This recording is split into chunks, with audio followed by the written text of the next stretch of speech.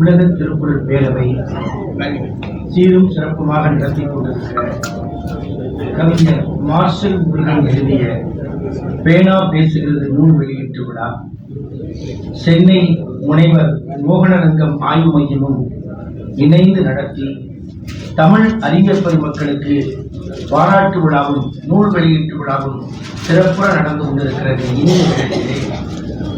இந்த நூலாக்கத்தை தமிழ் கூறும் நல்லுலகத்திற்கு வழங்கி இருக்கிற பாராட்டுதலுக்கும் பெருமைக்கும் உரிய கவிஞர் மார்ஷல் முருகன் அவர்களே,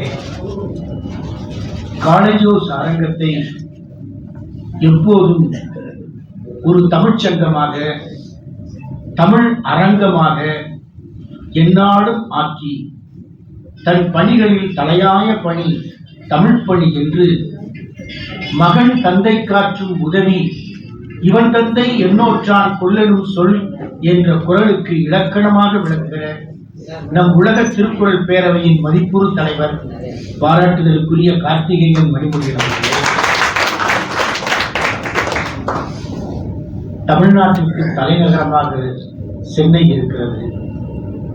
டில்லிக்கு தலைநகரம் வீரம் வீரம் என்று சொல்லுகிறார்கள். இவரிடம் வீரம் மட்டுமல்ல, விவேகமும் உண்டு. ஜல்லிக்கட்டு என்ற வீர விளையாட்டு இனி தமிழ்நாட்டில் நடைபெறுமா என்ற கேள்விக்குறி 2008 தொடங்கிவிட்டது.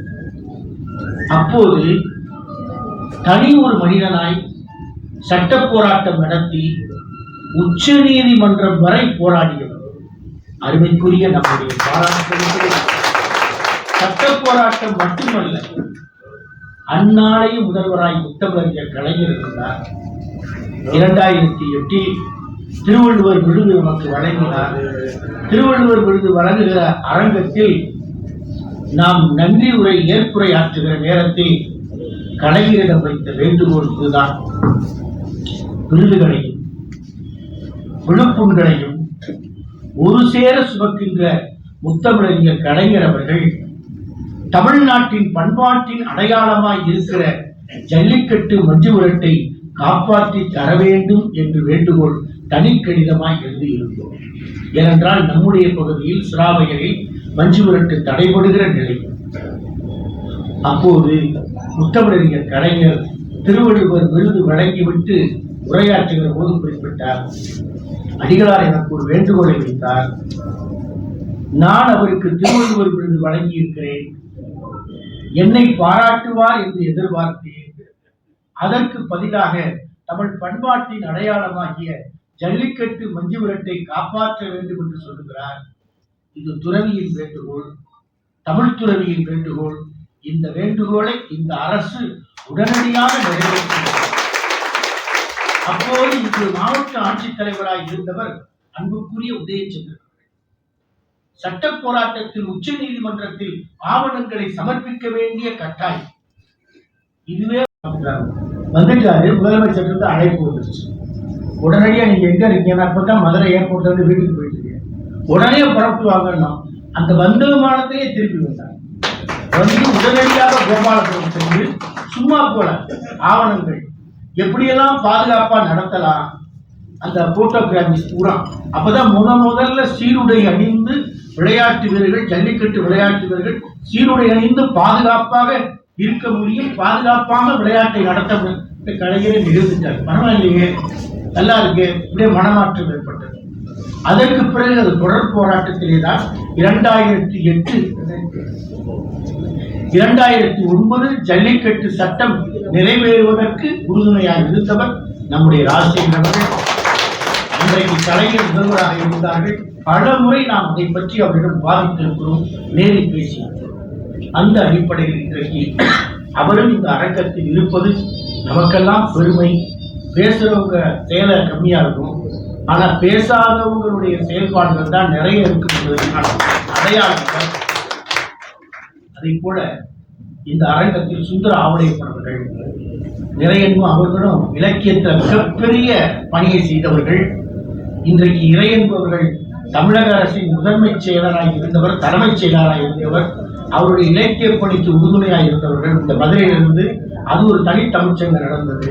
இறையன்பு அவர்களும் நம்முடைய சுந்தர ஆவடையப்பட்டவர்களும் சுந்தராவுடைய பேச்சை இன்னைக்கு தான் கேட்கிறேன்னு ஐயா சொன்னாங்க. அவர் வானொலியில் அவருக்கு இருக்கிறவங்க லட்சக்கணக்கான எல்லா நிகழ்ச்சிகளிலும் அவர் குரல் கேட்டு, அவர் கருத்து கேட்டு, அவருடைய சொற்பொழிக்கை கேட்டு மகிழ்ந்த இளைஞர்கள் ஏராளம்.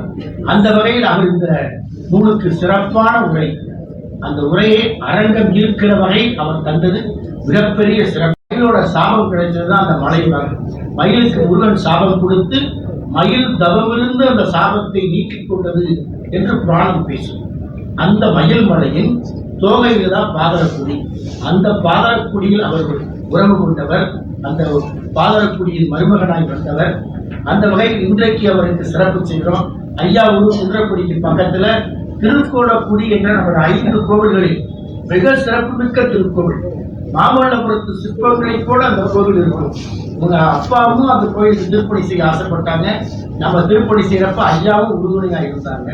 ராங்கியம் இவர்களது ஊர்.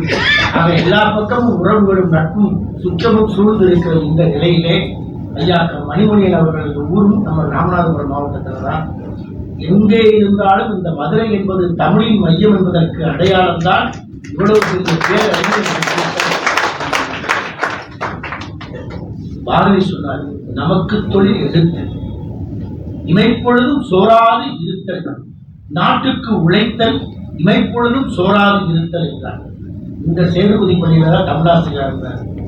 உலகம் முழுவதும் மிகப்பெரிய மகாகவிஞனாக விளங்கியவன், தமிழ் ஆசானாக விளங்கியது இந்த மதுரை மாநகரம் என்கிற போது அந்த பெருமையும் மதுரைக்கு இருக்கிறது.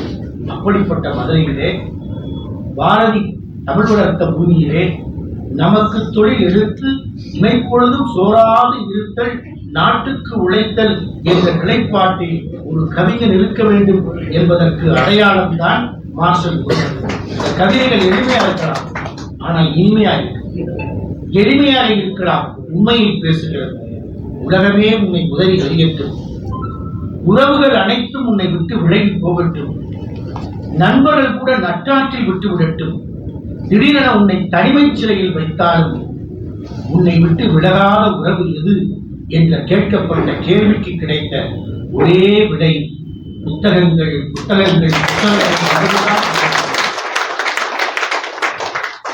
நான் உன்முன் தலை குனிந்தேன், அதனால் பலர் முன் தலை நிமிர்ந்தேன்.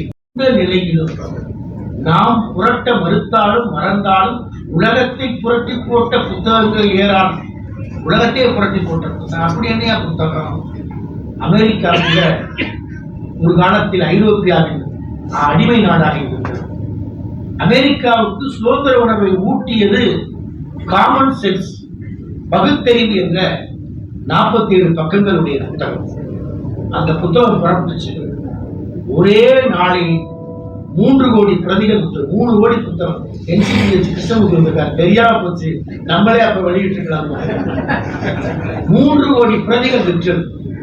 புத்தகத்தின் விற்பனை வேகம் அல்ல, அது அமெரிக்க மக்களுக்கு ஏற்படுத்திய உணர்வு. சுதந்திர அமெரிக்கா வேண்டும் என்ற உணர்வை அமெரிக்க மக்களுக்கு ஏற்படுத்தியது தாமஸ் பெயின் எழுதிய பகுத்தறிவு என்ற 47 பக்கங்களுடைய புத்தகம். அமெரிக்கால என்னையா குறைச்சல், நல்லா தான் இருக்கிறோம், எதுக்கு இந்த சுதந்திர அமெரிக்கா தேவை அப்படின்ற உணர்வில் இருந்த மக்களை தட்டி எழுப்பியது பகுத்தறிவு. அதை போல அதே அமெரிக்காவில் ஒரு உள்நாட்டு முதலீடு. ஆபிரகாம் குடியரசுத் தலைவர் அமர்கிறார். அவரை குடியரசுத் தலைவராக அமர வைத்தது எது என்றால் மக்கள் என்பதை விட டாமாமனின் குடில் என்ற புத்தகம். டாமாமனின் குடில் என்ற புத்தகத்தை எழுதியவர் திருமதி ஸ்டோவி என்ற அம்மையார். அந்த புத்தகம் தான் ஆபிரகாம் லிங்கனை அமெரிக்காவின் குடியரசுத் தலைவராக வெள்ளை மாளிகைக்கு கொண்டு செலுத்தியது. அங்க உட்கார்ந்து வெள்ளை மாளிகையின் கதவுகளை திறந்து விட்டார். இன்றிலிருந்து இந்த அமெரிக்காவில் 40 லட்சம் கருப்பின மக்களும் விடுதலை செய்யப்படுகிறார்கள் என்று தங்கப்பேனாவில் ஒற்றை கையெழுத்திட்ட புரட்சிக்காரன் டாமாவின் குடியரசு புத்தகம். இதைவிட மிகச்சிறப்பு மூலதனம், கேபிட்டல். நள்ளிரவில் மார்க்ஸ் நினைக்கிறார், அருமை நண்பர் தன் வாழ்க்கையின் புரவலராய் இருந்து வறுமையில் வாடி விடாமல் எப்போதும் தன்னை வாழ வைத்து மனித குலத்தின் மேன்மைக்காகவே தன்னை சிந்திக்க வைத்த மார்க்ஸ் எண்ணுவது தன் அருமை நண்பன் ஏங்கல் செய்தான். மார்க்சுக்கு கிடையாது. நட்பை பத்தி ஐயா எழுதியிருக்கிறாங்க. நட்புக்கும் கற்புண்டு என்று அவருடைய கவிப்பேரரசர் வைரமுத்து எழுதியிருக்கிறார். நட்புக்கும் கற்புண்டு. ஆனால் அப்படி நட்புக்கும் கற்பு உண்டு என்று தேடி பார்த்தால் மார்க்சுக்கும் ஏங்கல்ஸுக்கும் அது முற்றிலும் பொருந்துவார். ஏங்கல்ஸுக்கு அவருக்கு ஒரு மனத்தாங்கல் வந்துருச்சு. மூலதனத்தின் 3வது தொகுதியை முடிக்கிறாரு. முடிச்சுட்டு இப்ப அங்கிருந்து என்ன நினைக்கிறாரு? ஏங்கல்ஸ், நீ எங்கே இருக்கிறாய்? இப்போதே உன்னை நான் கட்டி தள்ளி உச்சி முக வேண்டும். காரணம், நீ இல்லை என்றால் இந்த மூலதனத்தில் 3 நூல்களும் உலகத்திற்கு கிடைத்திருக்காது. இந்த வெற்றிக்கு நீதான் காரணம் என்று நன்றியோடு நினைவு கூறுகிறார் மார்க்ஸ். அப்படிப்பட்ட நண்பர்கள் தான் இன்றைக்கு தேவைப்படுகிறார்கள். அதிலும் இதில் முக்கியமான செய்தி நம்முடைய மகாசன்னிதானத்தை பற்றி. மதுரையில் இதே நியூ காலேஜ் சங்கத்தில் எத்தனையோ திருக்குறள் மாநாடுகளை நடத்தியவர்கள் நம்முடைய அடிகள் பெருமாளும் இவர்களின் அருமை தந்தையார் மணிமொழியின் அவர்களை பாராட்டுதலுக்குரிய சின்னப்பா அவர்களோடு குறிப்பாக லேண்ட்மார்க் ஜட்ஜ்மெண்ட் என்று சொல்லக்கூடிய அரசபலம் பட்டிமன்றங்கள், நேரு ஆளாள சுந்தர விநாயகர் பட்டிமன்றங்கள், நம்முடைய சுந்தர ஆவணியப்பன் அவர்கள் பதிவு செய்கின்ற வானொலி பேருரைகள், இவற்றையெல்லாம் உலகத்திற்கு வழங்கிய நமது குன்றக்குடி அடிகள் பெருமானை பற்றி அருமையாக எழுதியிருக்கிறார். கவிதை வடிவத்தார். பழமை புதுமை, பழமைக்கும் பாதையிட்டவர், புதுமைக்கும் வரவேற்பு கூறியவர். பழமை புதுமை என்று சொல்ல ஒரு முறை நாம முத்தமிழர் கலைஞர் அரங்கத்தில் பேசிட்டோம். கலைஞரின் மேடைகளில் பேசுகிற போது மறுநாள் காலையில் அவற்றிற்கு போடுவது தொலைபேசி. கலைஞர் கேட்கிறார், அடிகளா, நேற்று சென்னை என்ற நிகழ்ச்சியில பழமை புதுமையை பத்தி சொன்னீங்களே, அதை திரும்ப சொல்லுங்க. ஐயா, எந்த பழமை? நேற்று சொன்னீங்கல்ல. உடனே பதில், ஐயா, வயல்வெளிகளில் குப்பைகளும் கூடங்களும் பழமையானது. அது பழமை. அந்த பழமை புதிய பயிரை உற்பத்தி செய்வதற்கு உரமாக இருக்கிறது. குப்பையும் கூடங்களும் பழமைதான். அது தாய்மை. அந்த பழமை என்ற தாய்மை என்ற புதுமை அதன் சேய்மை. மறுநாள் முரசொலியில கற்றையாச்சு. அடிகளார் குறிப்பிட்ட பழமை புதுமை என்று அவருக்கே உரிய நடையில் கூறியிருந்தார். அதை அவர்கள் குறிப்பிட்டிருக்காங்க. பழமைக்கு பாடம் விட்டவர், புதுமைக்கு வரவேற்பு கூறியவர் அடிகள் பெருமான். எதனால் அடிகள் பெருமான் மறைந்து இன்றைக்கு 32 ஆண்டுகள் ஆனாலும் தமிழ் சமுதாயம் உலகமெங்கும் அவரை எண்ணி பார்க்கிறார். இதற்கு என்ன காரணம்? எண்ணி பார்க்கிறது.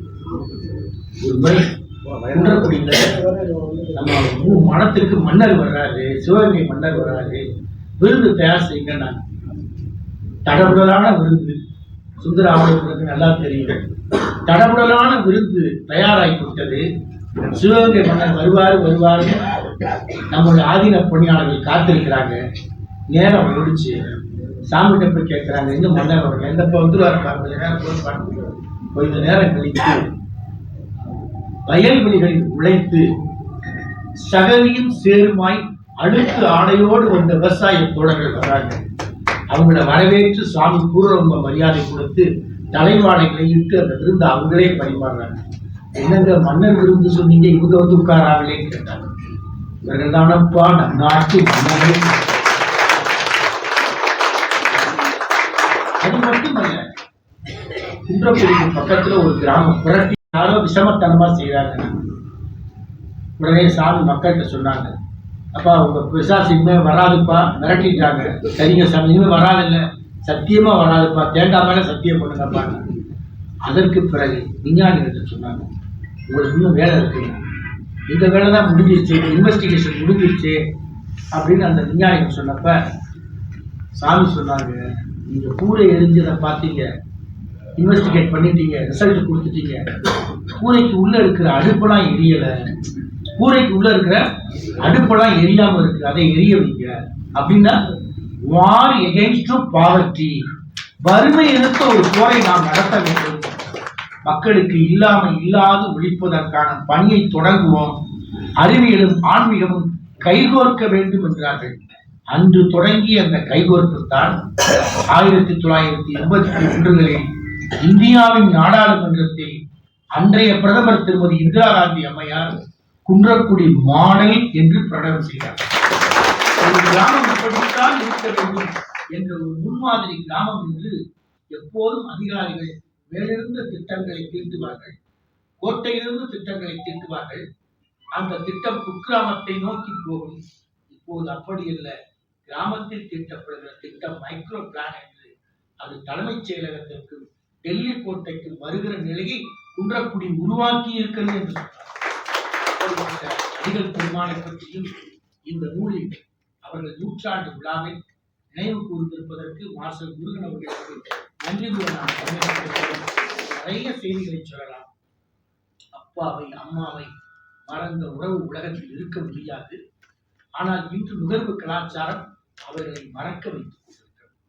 தோன்றுகிற புதிய காப்பகங்கள், முதியோர் காப்பகங்கள், ஆதரவற்றோரின் இல்லங்கள், இவையெல்லாம் உறவுகளை விட்டு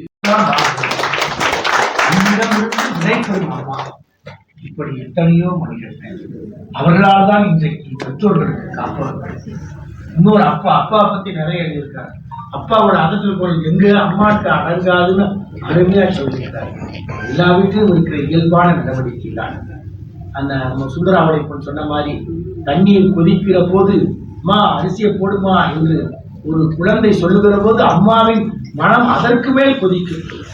அப்படிப்பட்ட நிலைப்பாட்டில் ஒரு அப்பா எப்படி மகனை நல்லா வளர்க்கிறாரு, படிக்க வைக்கிறாரு, பெரிய வேலைக்கு போயிடுறாரு. ஆனா அப்பாவை தனியா விட்டுட்டு போறதுக்கு மகனுக்கு விருப்பம் இல்லை. கொண்டு வீட்டுல இருக்கிறவரால் காப்பகத்துல சேர்க்கிறாரு. காப்பகத்துல எல்லா வசதியும் இருக்கணும்னு கேட்கிறாரு.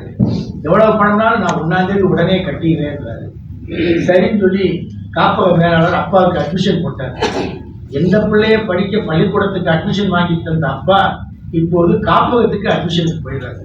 கல்லூரிகளில் மகனை படிக்க வைப்பதற்கு அட்மிஷன் போட்ட அப்பா இப்போது காப்பகத்தில் அட்மிஷன் ஆகிறார் மகனால. மேலாளரும் அவரும், அந்த விடுதி மேலாளரும் அவரும் ரொம்ப நெருக்கமா பேசிக்கிறார். இப்ப மகன் எங்க அப்பா உங்களுக்கு முன்னாடியே தெரியுமா? தெரியும் தம்பி. எப்படி தெரியும்? முன்னாடி அவர் 30 வருஷத்துக்கு முன்னாடி இங்க வந்தார். எதுக்கு வந்தாரு? ஏதாவது ஒரு குழந்தை கிடைக்குமான்னு வந்தாரு. தாய் தந்தை இல்லாத ஒரு குழந்தை எங்களுக்கு கொடுங்க, அந்த குழந்தைக்கு நான் தான் அப்பா அம்மா, அப்படி ஒரு குழந்தைய எடுத்துட்டு போன்னு வந்தாரு. அப்படி எடுத்துட்டு போன குழந்தை தான் நீ. இப்ப நீ அவரை கொண்டு வந்து இங்க சேர்க்கிறாங்க. அப்படித்தான் குடும்ப வாழ்க்கை.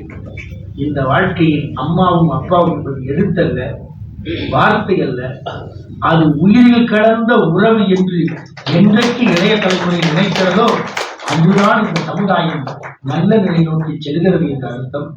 இப்படி நிறைய கவிதைகளை, உணர்வுகளை, எழுத்துக்களை மிகச்சிறப்பாக கொடுத்து தந்திருக்கிற மாஸ்டர் முருகன் ஏற்கனவே ஒரு தடவை ஓரங்குளமாவது உயர்த்த எத்தனித்தால் அவன்தான் சிறந்த படைப்பாளர். இந்த படைப்பாளியாக அன்பு சகோதரர் கவிஞர் மாஸ்டர் முருகன் அவர்கள் இன்றும் விளங்கிக் கொண்டிருக்கிறார், என்றும் விளங்கிக் கொண்டிருப்பார் என்று சொல்லி அவருக்கு வாழ்த்துக்களை, பாராட்டுகளை, நன்றிகளை, நல்வாழ்த்துக்களை தெரிவித்து விடைபெறுவதை நன்றி.